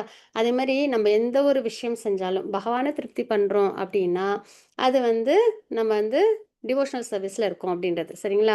அப்போ ஒருவன் பரம இறைவனின் புலன்களை திருப்திப்படுத்தும் போது மட்டுமே அவன் மகாத்மா என்று அல்லது பரந்த மனப்பான்மை கொண்டவன் என்று அழைக்க முடியும் அப்படின்னு நம்ம இங்கே தெரிஞ்சுக்கிறோம். அதே இன்னும் சிலவங்க இருப்பாங்க. என்ன பண்ணுவாங்கன்னா, தங்களோட சந்தோஷத்துக்காக சில நல்ல நல்ல செயல்கள்லாம் ஈடுபட்டுவாங்க. சரிங்களா? அவங்க தான் யாரு? இந்த தேசிய மனப்பான்மை கொண்டவங்க. அதாவது எல்லாருக்கும் நல்லது செய்யணும்னு நெறைய அந்த இன்ஸ்டிடியூஷன்ஸ்லாம் இருக்கு இல்லையா? நெறைய சேரிட்டி பண்றது, கஷ்டப்படுறவங்களுக்கெல்லாம் உதவி செய்யறது, இந்த பிளட் பேங்க் வச்சிருக்கிறது, இந்த மாரிலாம் நெறைய பண்றாங்க இல்லையா? ஸோ அந்த மாதிரி வந்துட்டு சமூகத்துல நெறைய நெறைய நல்ல நல்ல விஷயங்கள்லாம் பண்றாங்க இல்லையா? அது வந்து என்னன்னா, அது பகான திருப்தி பண்றதுக்காக பண்றாங்களான்னா, இல்ல. அது வந்து தன்னோட சந்தோஷத்துக்காக பண்றது. சரிங்களா? தேசிய மனிதாபிமானம் அல்லது பிற நலன் பேணுதல் போன்ற ஏதேனும் ஒரு கொள்கையின் மூலம் மற்றவர்களுக்கு நன்மை செய்வதற்காக தங்கள் செயல்களை விரிவுபடுத்துவார்கள். இவை அனைத்தும் தனிப்பட்ட இதிலிருந்து சமூகம் மற்றும் சமுதாயம் வரை நீடிக்கப்பட்ட புலன் திருப்தியே ஆகும். இதெல்லாம் பகவானை திருப்தி பண்ணுமான்னா, இல்ல. ஆனா இதெல்லாம் செய்யக்கூடாதுன்னு இல்ல. இதெல்லாம் செய்யணும். ஆனா பகவானுக்கு சமர்ப்பணம் பண்ணி நம்ம பண்ணணும். சரிங்களா? ஆனா சிலவங்க எப்படி இருப்பாங்க அப்படின்னா, ஆம், பரந்த மனப்பான்மை இல்லாம, முடமான மனப்பான்மை. அது தமிழ்ல அப்படி டிரான்ஸ்லேஷன் ஆயிருக்கு. ஆனா பரந்த மனப்பான்மை இல்லாத இருக்கிறவங்க என்ன பண்ணுவாங்க அப்படின்னா, தங்களோட புலன்களை திருப்தி பண்றதுல தான் ரொம்ப ஈடுபட்டிருப்பாங்க அப்படின்றத நம்ம பார்க்குறோம். சரிங்களா? தங்களோட விஷயங்கள்லாம் அவங்களுக்கு ரொம்ப இம்பார்ட்டன்ஸ் குடுத்து பண்ணுவாங்க. ஸோ இங்க நம்ம என்ன அந்த மாரி உள்ளவங்க யாரோட கட்டுப்பாட்டுல இருக்காங்க அப்படின்னா, பகிரங்க சக்தியோட கட்டுப்பாட்டுல இருக்காங்க அப்படின்றத பார்க்குறோம். சரிங்களா? ஸோ இங்க வந்து நம்ம வந்து 3 எனர்ஜி பார்க்குறோம். அதுல பகவான திருப்தி பண்ற நிலையில இருக்கிற இப்ப நம்ம எக்ஸாம்பிள் பார்த்தோம்ல அர்ஜுனன். அந்த மாரி பகவான திருப்தி பண்ற விஷயத்துல இருக்காங்க அப்படின்னா, அவங்கலாம் மகாத்மாக்கள், அந்தரங்க சக்தியில இருப்பாங்க. யாரெல்லாம் தன்னை திருப்தி பண்ணிக்கணும்னு நினைக்கிறாங்களோ, பகவான விட்டுட்டு அவங்கலாம் வந்து பகிரங்க சக்தியோட அடியில் கீழே இருக்காங்க அப்படின்னு நம்ம கட்டுப்பாட்டில் இருக்காங்கன்றதை பார்க்குறோம். சரிங்களா? இப்போ நம்ம பார்க்க போது த்ரீ ஃபோல்டு மிஸ்ஸரிஸ் அப்படின்றது. அது என்ன அப்படின்னா 3 வகையான கிளேஷங்கள் அப்படின்றதான் பார்க்குறோம். என்னென்ன அப்படின்னு பார்த்தோம்னா அதிதெய்வ, அதிபூத, அதி ஆத்மா அப்படின்னு வந்து 3 கிளேஷங்கள் இருக்குது, அதாவது கஷ்டங்கள் இருக்குது இந்த ஜட உலகத்தில் அப்படின்னு பார்க்குறோம். சரிங்களா? இந்த பௌதிக உலகில் உள்ள அனைத்து உயிரினங்களும் மகாமாயையின் கட்டுப்பாட்டிற்குட்பட்டவை.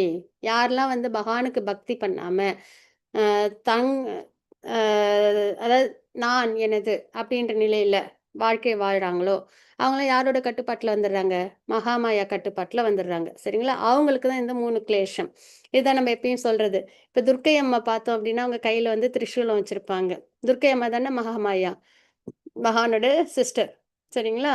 அவங்க திரிசூலம் வச்சிருப்பாங்க கையில். அது ஒன்று ஒன்று ஒரு ஒரு அந்த ஷார்ப் எண்டும் எதை வந்துட்டு குறிக்குது அப்படின்னா அதிதெய்வா, அதிபூதா, அதி ஆத்மா. இந்த 3 கிளேஷங்கள் தான். யாரெல்லாம் வந்து பக்தி பண்ணலையோ அவங்களெல்லாம் என்ன பண்ணுறாங்க? துர்க்கை அம்மா வந்து அந்த 3 கிளேஷங்களை வச்சு நம்மள கஷ்டப்படுத்துறாங்க. கஷ்டப்படுத்தல அவங்க, நம்ம பக்தி பண்ணாதனால அந்த பனிஷ்மெண்ட் நம்மளுக்கு கிடைக்குது, நம்ம செஞ்ச கர்மாவால். சரிங்களா? ஸோ அதுதான் தெய்வீம் பிரகிருதிம் அப்படின்றது தான் நம்ம இங்கே பார்க்குறோம் இந்த ஸ்லோகத்தில். என்ன அப்படின்னா முழுமுதற் கடவுளின் அகசக்தியின் அல்லது இன்ப சக்தியின் கட்டுப்பாட்டை குறிக்கிறது அப்படின்னு பார்க்குறோம். சரிங்களா? இது வரைக்கும் நம்ம என்ன பார்த்துட்டு இருக்கோம்னா பக்தி பாதையில் நம்மளை முன்னேற்றம் பண்ண விடாம தடுக்கிற 6 விஷயங்கள் என்னென்ன அப்படின்றத நம்ம பார்த்துட்டு இருக்கோம்.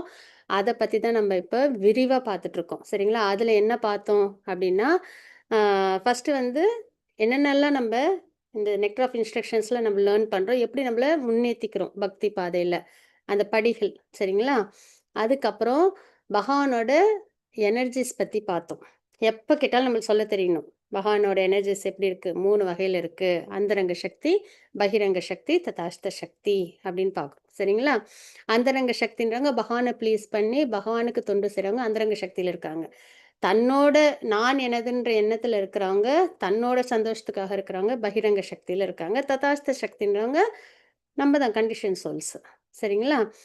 அதே வந்து 3 ஃபோல்ட் ஆஃப் மிசரிஸ் தான் நம்ம இப்போ பார்க்க போகிறது. அதில் வந்து 3 கிளேஷங்கள் நம்ம பார்க்க போகிறோம். சரிங்களா? அதில் என்னென்னா முழுமுதற் கடவுளின் அகசக்தியின் அல்லது இன்ப சக்தியின் கட்டுப்பாட்டை குறிக்கிறது அப்படின்னு பார்க்குறோம். இந்த இன்ப சக்தியை ஸ்ரீமதி ராதாராணியாகவோ அல்லது அவருடைய விரிவான செல்வத்தின் தேவதையான லக்ஷ்மியாகவோ வெளிப்படுகிறது அப்படின்றத நம்ம பார்க்குறோம். சரிங்களா? என்னென்ன அப்படின்னா ராதாராணி அம்மா, அதாவது பகவான் உருவாகுவாங்க, ஸ்வயம் பகவான் அவங்க இருக்காங்க. அவங்ககிட்டேருந்து ஒரு எனர்ஜி ஃபஸ்ட்டு வெளியில் வரும். அதுதான் ப்ளஷர் எனர்ஜின்னு சொல்லுவாங்க. சரியா?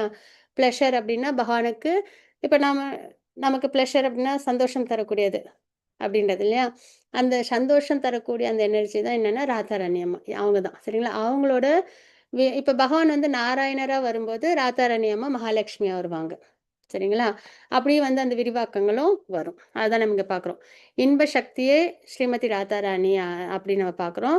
அவங்களோட விரிவாக்கங்கள் பகவான் வந்து கிருஷ்ணராக இருக்கும்போது ராதாராணி அம்மா, அதே வந்து பகவான் நாராயணராக வரும்போது மகாலட்சுமி அம்மாவை அவங்க விரிவடைகிறாங்க.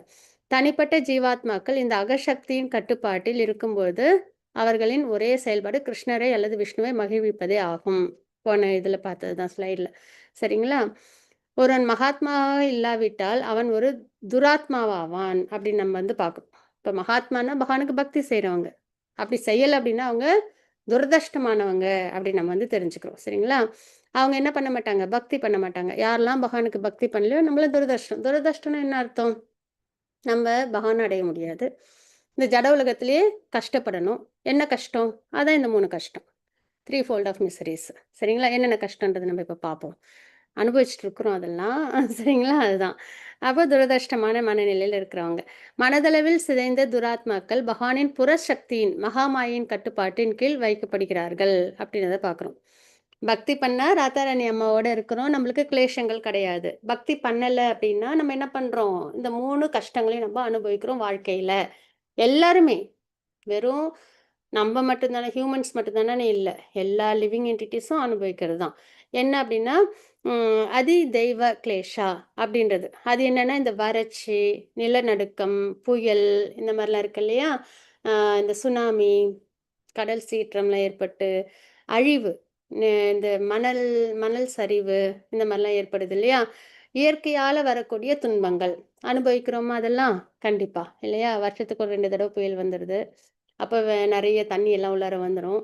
அதுவும் இந்த இது ஏரிகள் இருக்கிற இடத்துல வீட வேற கட்டி வச்சுட்டோமா, அதனால தண்ணிக்கு என்னடா நம்ப இருக்க வேண்டிய இடத்துல இந்த மாரி வீடெல்லாம் இருக்கே! ஆனா அதுக்கு தெரியாது. என்ன பண்ணிருது வீட்டுக்குள்ளலாம் தண்ணி வந்துருது. நம்ம பார்க்குறோம் அதெல்லாம். அந்த சிரமம்லாம் நம்ப அனுபவிக்கிறோம் இல்லைங்களா? ஸோ அந்த வகையில இயற்கையால வரக்கூடிய கஷ்டங்கள். சரி இயற்கை ஏன் நம்மள கஷ்டப்படுத்துது? இயற்கைக்கு நம்மள கஷ்டப்படுத்துனா ஹேப்பியா இருப்பாங்களா? அப்டின்னா, இல்ல அப்படி இல்ல. என்னன்னா, நம்ப இயற்கைக்கு மீறின விஷயங்கள நம்ம வாழ்க்கையில செய்யணும்னு நெனைச்சோன்னா, சரிங்களா? இயற்கையோட ஒத்து நம்ம வாழணும். ஒரு ஏரி இருக்குன்னா, அந்த ஏரிய தூர்வாரி, அந்த ஏரியில நீரெல்லாம் தேக்க வச்சு, அத வந்து வெயில் நாள்ல பயன்படுத்துறதுக்காக தான் அது நமக்கு. ஆனா, அந்த இடத்துல மணல் போட்டு வீடு கட்டிட்டோம் அப்டின்னா என்ன ஆகும்? நம்ம இயற்கைய மீறி தானே நம்ம பண்றோம். அதேமாரி மலையெல்லாம் கொடைஞ்சு, ரோடெல்லாம் போடுறது. அப்ப என்ன ஆகும்? அது மணல் சரிவெல்லாம் ஏற்படும். இல்லைங்களா? ஸோ அந்த மாரி நெறைய விஷயங்கள். அதர்மம் செய்யும்போது, இயற்கைய மீறி நம்ம வந்துட்டு வாழ்க்கைய வாழணும் அப்டின்னு நெனைக்கும்போது, இயற்கையோட ஒத்து வாழாதப்ப, இந்த அதிதெய்வ கிளேஷா அப்படின்றது நம்ம எல்லாரையும் நம்மள பாதிக்குது. கரெக்ட்டா? அது நம்மளே பார்க்குறோம். அந்த வறட்சி, நிலநடுக்கம், புயல்கள் இதெல்லாம். அதிபூத்த கிளேஷா அப்படின்றது என்னன்னா, மத்த உயிரினங்கள்னால நமக்கு வரக்கூடிய கஷ்டங்கள். இந்த பூச்சிகள், இப்போ கொரோனாலாம் வந்துச்சு இல்லையா? அதெல்லாம் பார்த்தீங்கன்னா, எவ்வளோ பேர் அது வந்து சிரமப்படுத்திருச்சு வாழ்க்கையில. நம்பலாம் பக்தியில வந்துட்டோம். சிலவங்கலாம் அதில ரொம்ப சிரமப்பட்டாங்க. சாதாரணமா ஒரு பாக்டீரியா, ஃபங்கஸ் இல்லன்னா வேற ஒரு மனுஷங்க மூலியமா கூட. சரிங்களா? சிரமப்படுறோம் இல்லையா? அதாவது அடுத்த உயிரினங்கள்னால வரக்கூடிய சிரமங்கள். அது வந்து நம்மளுக்கு ஏற்படுது. சரி இந்த துன்பம் எதுக்காக வருது? இப்போ ஒருத்தவங்க வந்து நம்மள வந்துட்டு நல்லா சிரமப்படுத்திட்டு போயிடுறாங்க. கஷ்டப்படுத்திட்டு போயிடுறாங்க. நம்மளுக்கு சிரமத்த குடுத்துடுறாங்க. அது அவங்களுக்கு ஏன் அதனால நம்மளுக்கு வருது, அந்த மாரி வருதுன்னா, நம்ம செஞ்ச பூர்வ ஜென்ம பாவம் அவங்க மூலியமா நம்மளுக்கு வருது. அவ்வளவுதான். சரிங்களா? ஸோ அந்த வகையில இந்த கிளேஷமும் நமக்கு வருது. ஏன் அப்டின்னா, எங்கேயோ செஞ்ச பாபம் நமக்கு வருது. அதுதாங்க காரணம். அது மாரி ஆத்ம கிளேஷா அப்டின்றது என்னன்னா, மனம் மற்றும் உடல் ரீதியான குறைபாடுகள். இப்ப நமக்கே தெரியும் இல்லையா? என்னோட உடம்புல என்ன கஷ்டம் இருக்கு? என்னோட மனசுல என்ன கஷ்டம் இருக்கு? என்னோட மனசுல என்ன சந்தோஷம் இருக்கு? இதெல்லாம் நமக்கு தெரியும் இல்லையா? ஸோ அந்த சரீரத்திலயும் ஒரு ஜுரமோ, இல்லன்னா ஒரு நோயோ வந்துச்சுன்னா நம்ம சிரமப்படுறோம். கஷ்டம் தான் இல்லையா? அது மாரி மனசுல வர சிரமம். நம்ம மனசு எப்பயாவது ஒரு ஒரு ஒரு 5 நிமிஷம் நிம்மதியா சந்தோஷமா இருக்கான்னா இல்ல. இல்லையா? சரி 1 மணி நேரம் ஒரு ஹேப்பியா இருந்தோம்னா கூட, மிச்சம் 22 மணி நேரமும் என்ன 23 மணி நேரமும் நம்ப என்ன இன்னும் கிடைக்கலையோ, என்ன இன்னும் நம்மளுக்கு வந்து சிரமமா இருக்கோ, அததான் நம்ம நெறைய யோசிப்போம். என்ன பொறுத்தவரைக்கும் இந்த அதிதெய்வ கிளேஷா, அதிபூத்த கிளேஷா விட, ஆத்மிக கிளேஷா தான் ரொம்ப சிரமப்படுத்தும். நம்ம மனம் நம்மள சிரமப்படுத்துற மாரி வேற யாருமே சிரமப்படுத்த மாட்டாங்க.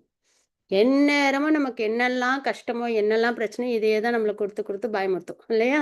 ஸோ அதனால இந்த மாரி கிளேஷங்கள், உடலால் வரக்கூடிய, மனதால் வரக்கூடிய துன்பங்கள் அப்படின்றத நம்ம பார்க்குறோம். எப்பயும் ஆங்சைட்டி. ஒண்ணும் வேணாம் நம்ம வந்து சாண்டிங் ரொம்ப நல்லபடியா 16 ரவுண்ட்ஸ் உட்காந்தோமா, அப்படியே சின்சியரா பண்ணணும்னு நெனைப்போம். மனசு விடுதா? இல்ல. இல்லையா? சிரமப்பட வேண்டியது ரொம்ப போராட்டமா இருக்கும். எதுலயுமே அவ்வளோ போராடி இருக்க மாட்டோம். மனச ஒருநிலைப்படுத்தி சாண்டிங் பண்றதுக்குள்ளார அடேங்கப்பா போதும்ன்னு ஆயிடும். இல்லையா? அந்த அளவு சிரமம் அப்படின்றது நம்ம மனதால் நமக்கு வரக்கூடிய சிரமங்கள் அப்படின்றது தான். அப்ப இதெல்லாம் தான் வந்து என்னன்னா 3 வகையான கிளேஷங்கள். இந்த ஜட உலகத்துல நம்ம பார்க்கக்கூடிய கிளேஷங்கள் அப்படின்னு பார்க்குறோம். கிளேஷங்கள்னா சிரமங்கள். சரிங்களா? கஷ்டங்கள் அதுதான். இது 3மே இயல்பா இருக்கிறனால தான் இந்த ஜட உலகத்த நம்ம என்னன்னு சொல்றோம்? ஓஷன் ஆஃப் மிசரீஸ் அப்படின்னு சொல்றோம். கஷ்டங்கள் நிறைஞ்ச உலகம்னு ஏன் சொல்றோம்? இதெல்லாம் இருக்கிறதுனால தான். அதே இதெல்லாம் பகவான் லோகத்துல இருக்கான்னா கிடையாது. அங்க ஏதோ சிரமம் இருக்கா இந்த மாரி? அப்படின்னா கிடையாது. அதனால தான் நம்மலாம் அங்க போயிடணும். நம்மளுக்கு டிசீஸ் வராது. மனசுல இது குழப்பம் துக்காலயம். துக்காலயம். இது துக்காலயம். அசாஸ்வதம். அசாஸ்வதம். இல்லாதது. அசாஸ்வதம். அதுதான். ஹரே கிருஷ்ணா. அதனால இது வந்து ஜட உலகத்துல இந்த விஷயங்கள்லாம் இருக்கு. அப்ப இதெல்லாம் நம்மளுக்கு வேண்டாம் அப்படின்னு யாராவது நெனைச்சோம்னா, நம்ம என்ன பண்ணிடணும்? அழகா பக்தி பண்ணிடணும். ராதாராணி அம்மாவோட ப்ரொடெக்ஷன்ல நம்மலாம் இருக்கணும். அழகா இதெல்லாம் இல்லாத பகவான் லோகத்த நம்ம அடையணும். என்ன பண்ணணும்? 16 ரவுண்ட் சாண்டிங் பண்ணணும். 4 ரெகுலேட்டிவ் பிரின்சிபல்ஸ் ஃபாலோ பண்ணணும். குருவ ஸ்வீகரிக்கணும். அவ்வளதான். ரொம்ப ஈஸி. சரிங்களா? ஹரே கிருஷ்ணா. அப்ப problem faced by the condition souls தான் நம்ம பார்க்குறோம். கட்டுண்ட ஆத்மாக்கள் எதிர்கொள்ளும் முக்கிய பிரச்சனை என்ன? இதுவே தெரியாம நம்மலாம் பிரச்சனை என்னன்னு தெரியாமலே நம்மலாம் வாழ்ந்துட்டு இருக்கோம். அதான் பிரச்சனை. என்னன்னா, இப்போ யார்கிட்டயாவது போய் நம்ம பிரச்சனைன்னு கேட்டா, "ஆமாப்பா என் குழந்தை என்னை இப்படி பேசிடுச்சு. சொல் பேச்சு கேட்க மாட்டேன்து. ஆமா எனக்கு இந்த மாரி நோய் வந்துடுச்சு. ஆமா நான் நெனச்ச ஒரு விஷயம் நடக்காம போயிடுச்சு." அப்படின்னு ஏகப்பட்டது சொல்லுவோம். ஆனா நிஜமாலுமே நம்மளுக்குலாம் ஒரு பிரச்சனை இருக்காது. என்ன அப்படின்னா, பிறப்பு, முதுமை, இறப்பு, நோய் தான். சரிங்களா? இது பிரச்சனையான்னா, "அது பிரச்சனையா? ஆனா அந்த மாரி ஃபீல் பண்ணதே இல்லையே!" அப்படின்னுவோம் நம்மலாம். இல்லையா? அதுதான் இப்ப இது இருக்கிற பெரிய பிரச்சனையே. அதனால முக்கிய பிரச்சனை என்ன வாழ்க்கையிலன்னா, நான் ஏன் பிறக்கிறேன்? எனக்கு ஏன் முதுமை வருது? எனக்கு நோய் வருது? நான் ஏன் எல்லாத்தையும் என்னதுன்னு நெனச்சு இவ்ளோ தூரம் சிரமப்பட்டு போராடி வாழ்க்கைய வாழ்ந்து, கடைசில அது எதுவுமே என்னதில்லன்னு நான் ஏன் விலகி போறேன்? எதனால நான் இப்படி வந்துட்டு சிரமப்படுறேன்? இதுதான் நம்ம வந்து தெரிஞ்சுக்க வேண்டிய ஒரு முக்கியமான ஒரு பிரச்சனை. அப்ப இதுல நான் எப்படி வெளில வரணும்? கண்டிப்பா. யாராவது நம்மளதுல வாழ்க்கைய ரொம்ப நான் ஹேப்பியா டீல் பண்றேன்ப்பா. எனக்கு எந்த பிரச்சனையும் இல்ல நம்மள யாராவது சொல்ல முடியுமான்னா, எனக்கு தெரிஞ்சு ரொம்ப கம்மி தான். இல்லையா? எப்படி இருந்தாலும் ஏதாவது ஒரு போராட்டத்த ஃபேஸ் பண்ணி தான் நம்ம என்ன பண்ணுவோம்? வாழ்க்கைய வாழ்ந்துட்டுருப்போம். இல்லையா? ஸோ இவ்வளோலாம் போராடி இந்த வாழ்க்கைய பிறப்பு, இறப்பு, முதுமை, நோய், அந்த இறப்பு அப்படின்னு வரும்போது எவ்வளோ போராட்டத்துக்கும் எந்த அர்த்தமும் இல்லாம எல்லாத்தையும் விட்டுட்டு போறோம்ல. அப்ப நம்ம யோசிக்கணும். ஏன் இதெல்லாம் நடக்குது?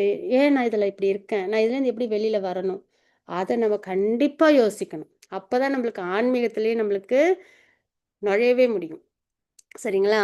அப்ப முக்கியமான பிரச்சனைன்றது இதெல்லாம் தான். ச அப்ப பௌதீக உலகில் ஒருவர் தனது உடலையும், ஆத்மாவையும் பராமரிப்பதற்காக உழைக்க வேண்டியுள்ளது. ஆனால் கிருஷ்ண உணர்வை செயல்படுத்துவதற்கு உகந்த வகையில் அத்தகைய பணிகள் ஒருவர் எவ்வாறு மேற்கொள்வது? நம்ம எப்படி ஏதோ ஒரு செயல பண்ணணும், இல்லையா? அப்ப அத நம்ம எப்படி பண்ணணும்? அப்படின்றது தான். ஒருவர் தனது உண்மையான அடிப்படை தேவைகளுக்கு தேவைப்படுவதை விட அதிகமாக சேர்த்து வைக்கக்கூடாது. இந்த இயல்பான நியதி பின்பற்றப்படுமாயின், உடலை பராமரிப்பதில் எவ்வித சிரமமும் ஏற்படாது. பிரபுபதர் ரொம்ப அழகா நமக்கு சொல்றாங்க. என்னன்னா, இந்த சரீரத்துக்கு எவ்ளோ வேணுமோ, என்னதான் எவ்வளோதான் பணம் இருந்தாலும், சாப்பாட சாப்பிட்டு நிம்மதியா தூங்கணும். கடைசில அதான் தேவை ஒரு மனுஷனுக்கு. இல்லையா? ஆனா, ஏன் அதுக்கு எப்படினாலும் ஓரளவு தான் சாப்பிட முடியும். எப்படினாலும் அந்த ஒரு ஒரு 2 சப்பாத்தி சாப்பிட்டோமா, இல்ல ஒரு கவளம் சாப்பாடு சாப்பிட்டோமா அவ்வளோதான் திருப்தி. நிம்மதியா தூங்கணும் இல்லையா? ஆனா இதுக்கு அணி அதாவது அளவுக்கு அதிகமா வேலை செஞ்சு, அளவுக்கு அதிகமா சேர்த்து வச்சு, அளவுக்கு அதிகமா போராடி வாழ்க்கைய வாழணுமா அப்படின்னு கேட்டா, அவ்வளோ சிரமப்பட வேண்டாம் அப்படின்றத நம்ம பார்க்குறோம். ஒருவர் தன் உண்மையான அடிப்படை தேவைகளுக்கு தேவைப்படுவதை விட அதிகமாக சேர்த்து வைக்கக்கூடாது. சேர்த்து வச்சால் என்ன ஆகும்? நிரந்தரம் இல்ல. நம்பளே நிரந்தரம் இல்ல. இல்லையா? அப்படி இருக்கும்போது, இது ஒரு விஷயம் நம்ம பார்ப்போம். நெறைய நம்மள சுத்தி பார்ப்போம். எப்பயுமே இந்த நெய்பர்ஸ் பக்கத்துல ஒரு சண்டை வந்துரும். பார்த்தீங்கன்னா, என்னோட 1 அடி நிலத்த வந்து அவங்களதுன்னு சொல்றாங்க அப்படின்னு. அதே மாரி இல்ல இது எங்களோடது அப்படின்னு சொல்லி இந்த சைடுல சொல்லுவாங்க. இப்படியே என்னன்னா, அந்த 1 அடி நிலம் 2 பேர் வீட்டுக்கும் பொதுவா இருக்கும். இது எங்களுது, எங்களுது, எங்களுது, எங்களுதுன்னு ஃபர்ஸ்ட்டு சண்டை வரும் ஒரு ஜெனரேஷன்ல. அதுக்கப்புறம் அந்த சண்டை போட்டவங்க போயிருப்பாங்க. இறந்து போயிருப்பாங்க. அதுக்கப்புறம் அவங்க பிள்ளைங்க சண்டை போட்டுட்டு இருப்பாங்க. இல்ல இது எங்களோட இது எங்களோடது, இது எங்களோடதுன்னு. அதுக்கப்புறம் அவங்களும் போயிடுவாங்க. அந்த நிலம் இன்னமும் அங்க தான் இருக்கும். அதுக்கப்புறம் மறுபடியும் வரவங்களும் என்ன பண்ணுவாங்க, இல்ல எங்களோடது, எங்களோடது. அப்ப அந்த நிலம் எல்லாமே பகவானோடது.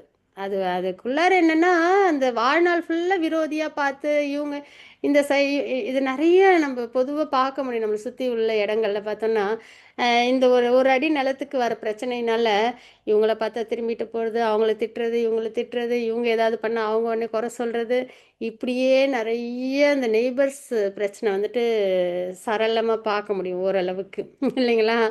ஆனா, அதெல்லாம் வேணுமா? அப்டின்னா, நிலம் என்னமோ அங்க தான் இருக்கும். ஆனா, சண்டை போட்டவங்க எல்லாம் வாழ்நாள் ஃபுல்லா விரோதிச்சுக்கிட்டு நெறைய தவறுகள், பாபங்கள்லாம் பண்ணி போயிருப்பாங்க. இது சரியா? இது ஏதாவது லாஜிக்கா இருக்கான்னா, இல்ல, இல்ல. அப்ப அதில நம்ம செய்யணுமான்னா, இல்ல. எப்பயுமே அது அது வந்துட்டு அதுதான்.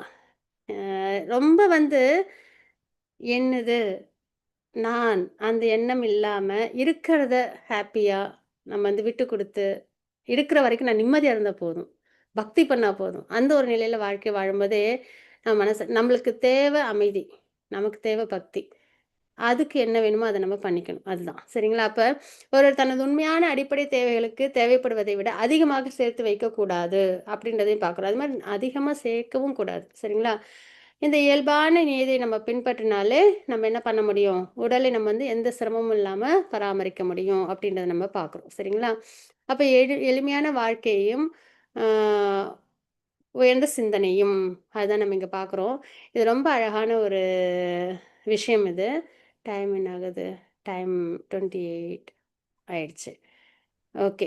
இது நிறைய பிரபுபாதா சொல்வாரு பகதி, simple living high high thinking thinking ரொம்ப அழகா. அதான் இந்த ஃபர்ஸ்ட் இது ரொம்ப அழகா இருக்கும் மத்தாஜி. அதான் பார்க்குறேன். இது எடுத்தோன்னா நம்மளுக்கு எப்படி ஒரு 5-10 மினிட்ஸ் ஆகும். பரவாயில்லன்னா அப்படியே கண்டினியூ.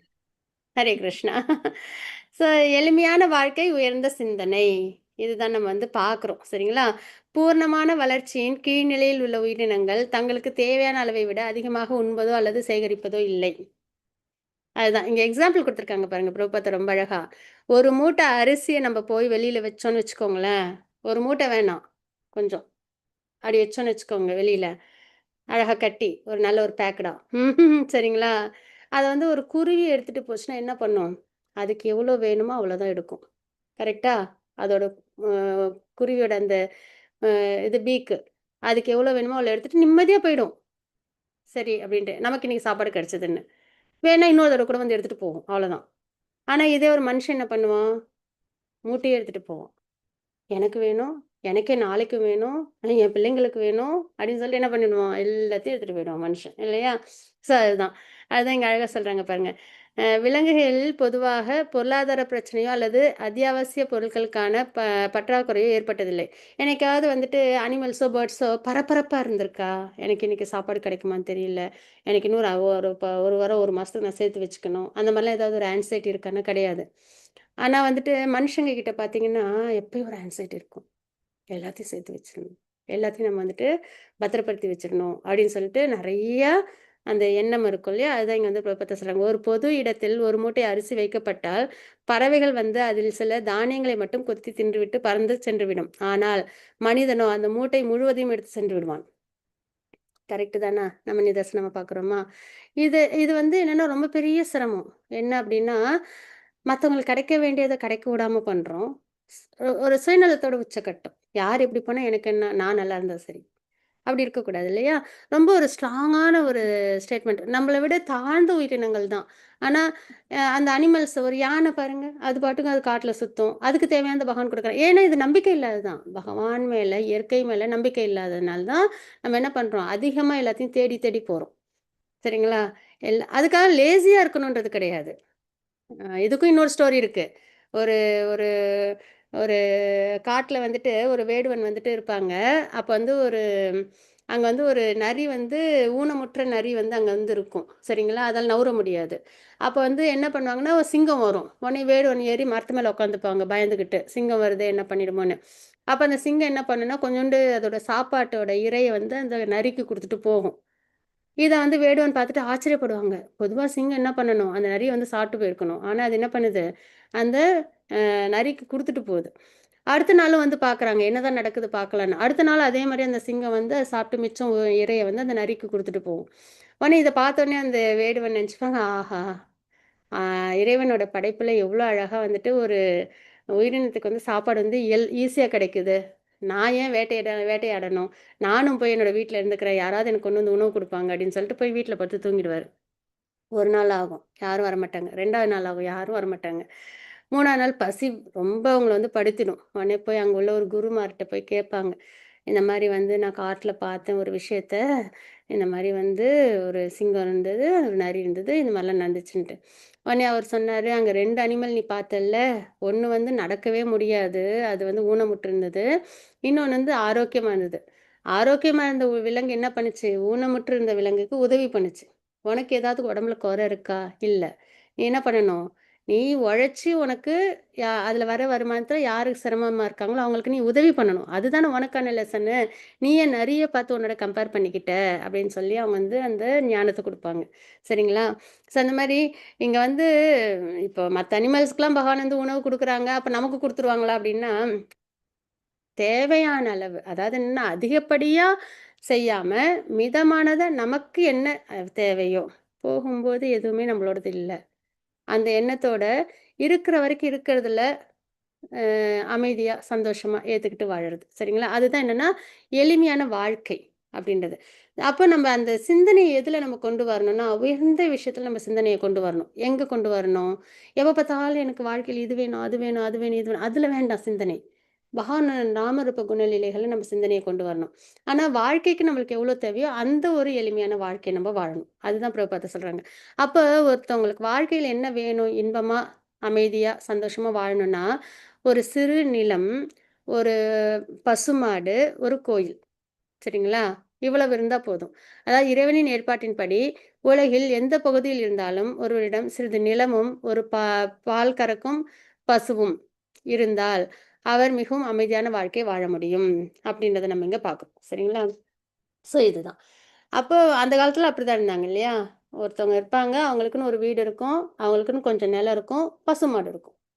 அழகா அந்த பசுவுலேருந்து வர பால குடிப்பாங்க. அந்த நிலத்துல வர விஷயத்த வச்சு அவங்க அவங்க எடுத்துக்கிட்டு, மத்தது பண்டமாற்று முறையில வேற யார்ட்ட என்ன அவங்களுக்கு வேணுமோ, அதுல பண்டமாற்று முறையில வாங்கிப்பாங்க. இல்லைங்களா? அவ்வளவுதான். இந்த அளவு இருந்தாலே வாழ்க்கையில எப்படி இருக்க முடியும்? நல்லபடியா அமைதியான, நி நிதானமான வாழ்க்கை நம்ம வாழ முடியும். இது ரொம்ப இம்பார்ட்டன்ட்டான ஒரு விஷயம் அது. நம்ம என்ன நினைக்கிறோம்னா, எல்லாமே கரெக்ட்டா நான் இவ்வளோலாம் சேர்த்து வச்சா தான், பின்னாடி எனக்கு ஏதாவது நோய் வந்துச்சுன்னா, அதுக்கு எனக்கு தேவைப்படும். பின்னாடி எனக்கு ஏதாவது ஒரு விஷயம் வந்துச்சுன்னா, கண்டிப்பா நமக்கு என்ன வேணுமோ அது நம்மளுக்கு அப்பப்ப நடக்கும். நம்பிக்கையோட இருக்கணும். அதுதான் விஷயம் அங்க. சரிங்களா?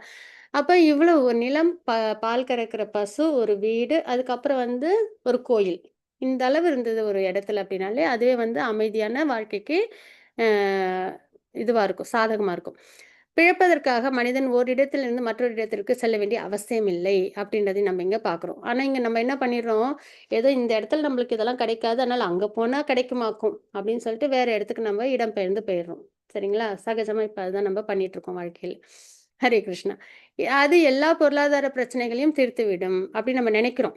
சரிங்களா? இங்க இருந்துட்டு நான் இன்னொரு இடத்துக்கு போனா, நான் சந்தோஷமா வாழ்ந்துருவேன். ஆனா துரதிர்ஷ்டவசமாக நாகரீகன் என்று சொல்லப்படுபவன் இறை உணர்வை பற்றி கவலைப்படாமல் தனது அறிவை பயன்படுத்தி தேவைக்கு அதிகமாக பெற்றுக்கொள்வதோடு நாவை திருப்திப்படுத்திக் கொள்ள மட்டுமே உண்கின்றான் அப்படின்றத நம்ம பார்க்குறோம்.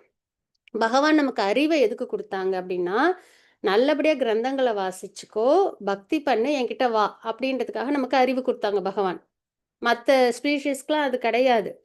சரிங்களா? நமக்கு அது உண்டு. அதிகமா அறிவு உண்டு ஹியூமனுக்கு. ஏன்னா, பக்தி பண்ணி பகவான அடையறதுக்காக தான். ஆனா, அதே அறிவ நாகரீகம்ன்ற பேர்ல துரதிர்ஷ்டசாலிகள் என்ன பண்றாங்க அப்படின்னா, தன்னோட தேவைய நல்லா இன்னும் அதிகப்படுத்திக்கணும். நம்ம நல்லா சாப்பிடணும், தூங்கணும், இனவர்த்தி பண்ணிக்கணும், நம்மள பாதுகாப்பா வச்சுக்கணும். அதுக்கு அத கொண்டு வந்துர்றாங்க. அது ஒரு துரதிர்ஷ்டமான வாழ்க்கை அப்படின்றத பிரபுபாதா நம்மளுக்கு சொல்றாங்க. மக்கள் அதிகப்படியான பொருட்களை சேகரிக்க வேண்டாம். அதிகமாக உண்ண வேண்டாம். அல்லது செயற்கையான வசதிகளை பெறுவதற்காக தேவையற்ற முறையில் உழைக்க வேண்டாம். அநியாயம் பண்ணி பொருள் ஈட்டுறது, சரிங்களா? நம்மள நல்லா உயர்த்திக்கணும்னு நினைச்சு, இந்த விஷயங்கள்லாம் செஞ்சோம்னா பக்தியில நம்மளால ப்ராக்ரஸ் ஆக முடியாது. என்று பட்டால் அவர்கள் ஒரு பழமையான வாழ்க்கை முறைக்கு திரும்புமாறு அறிவுறுத்தப்படுவதாக நினைக்கிறார்கள் அப்படின்றத நம்ம இங்க பார்க்கிறோம். பொதுவாக மக்கள் எளிமையாக வாழ்க்கையையும், உயர்ந்த சிந்தனையையும் கொள்ள விரும்புவதில்லை. இப்ப நம்மளே யாராவது சொன்னாங்கன்னு வச்சுக்கோங்களேன், இப்ப நம்ம இதெல்லாம் கொஞ்சம் பழகியிருக்கோமா? இப்ப போயிட்டு ஒரு சின்னதா ஒரு நிலம், ஒரு பசு, ஒரு வீடு, ஒரு கோயில் இருந்துருவோமா அப்படின்னா, இல்ல. ஏன்? பழகிட்டோம். சரியா? இதெல்லாம் வச்சுட்டு இப்ப நம்ம பழகிட்டோம். இப்ப இதுலேருந்து விலகி போணும்னா கொஞ்சம் சிரமம். இல்லையா? அப்ப அது என்னன்னா, துரதிர்ஷ்டமான நிலை அப்படின்னு பிரபுபாதா சொல்றாங்க. சரி, அப்ப நம்ம என்னதான் பண்றது? என்ன பண்ணணும் அப்படின்னா, இந்த வாழ்க்கைக்கு போக முடியலனாலும், நம்ம என்ன பண்ணணும்? இருக்கிறத பக்தி மார்க்கத்துக்கு கொண்டு வரணும். அதுதான். சரிங்களா? நம்மகிட்ட என்ன இருக்கோ, அத பக்தி சேவையில கொண்டு வரணும். அத நம்ம அவசியம் பண்ணணும். அப்ப சாஸ்திரங்கள் படி தேவைக்கு அதிகமானவற்றை சேகரிக்கும் இச்செயல் அத்தியாகாரம் தடை செய்யப்பட்டுள்ளது. அந்த மாரி சேகரிக்கக் கூடாது அப்படின்னு நம்மளுக்கு சாஸ்திரம் சொல்லுது. எப்படி ஒரு குருவி, ஒரு அனிமல்ஸ்லாம் என்ன பண்ணுதோ, தேவைக்கு மட்டும் எடுத்துக்குதோ, அதே மாரி நம்பளும் நம்பிக்கையோட பகவான் மேல் நம்பிக்கையோட நம்ப என்ன பண்ணணும்? நம்மளோட கடமைகள செய்யணும். தேவைக்கு அதிகமாக சேகரித்து உண்பது பிரயாசம். அதாவது தேவையற்ற முயற்சியை ஏற்படுத்துகிறது. அப்படின்னு நம்ம இங்க பார்க்கிறோம். சரிங்களா? அதனால என்னன்னா, இதுல கோர் பாயிண்ட் என்னன்னா, எளிமையான வாழ்க்கை, உயர்ந்த சிந்தனை அப்படின்றது தான். சரிங்களா? நம்ம இப்போ என்ன இருக்கோ அதையாவது நம்ம என்ன பண்ணணும், ஹாப்பியாக சாட்டிஸ்ஃபைடாக வச்சுக்கணும். நம்ம சாப்பிட்ற சாப்பாட்டில் சாட்டிஸ்ஃபேக்ஷனோட இருக்கணும். நமக்கு கிடைச்ச ஸ்பௌஸ் கிட்ட சாட்டிஸ்ஃபேக்ஷனோட இருக்கணும். நமக்கு எவ்வளோ வெல்த் இருக்கோ அதில் சாட்டிஸ்ஃபைடாக இருக்கணும். ஏன்னா எதுவுமே நம்ம கூட வரப்போகிறதில்ல. இருக்கிறத ஹாப்பியாக, அந்த ஆன்சைட்டி இல்லாமல் சிந்தனையை பகவான் மேலே கொண்டு போய் வச்சிடணும். சரிங்களா? அப்படி நம்ம வாழ்க்கையை நம்ம கடமைகளை பற்றுதல் இல்லாமல் செஞ்சு நம்ம வாழ்க்கையை நம்ம வாழணும் அப்படின்றத நம்ம லேர்ன் பண்ணுறோம். ஓகேங்களா?